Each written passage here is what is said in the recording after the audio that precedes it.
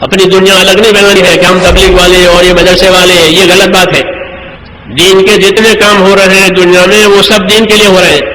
علم بھی دین کے لیے، ذکر بھی دین کے لیے، دعوت بھی دین کے لیے، رفاعی خدمت ہے وہ بھی دین کے لیے. ہمارا ذہن وسیع ہو کہ اللہ کے ہاں سب کا درجہ ہے، سب دین کے لیے کر رہے ہیں. اپنے بارے میں داعی بنو، مدعی نہ بنو. ہمارا یہ کام ہے، یہ مدعی ہے، اس کے دل میں دوسروں کی جگہ نہیں ہے. انزل الناس منازلہم، حدیث شریف میں ہے. ہر آدمی کو اس کے درجے پر رکھو.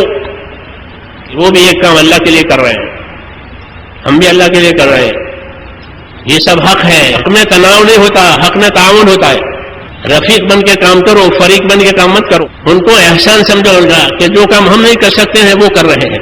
حضور نے مہاجرین کو یہ سکھایا تھا. تحقیر نہیں تھی. آج تو ہمارے اندر نفسانیت ہے، اس لیے تحقیر کرتے ہیں، حسد کرتے ہیں.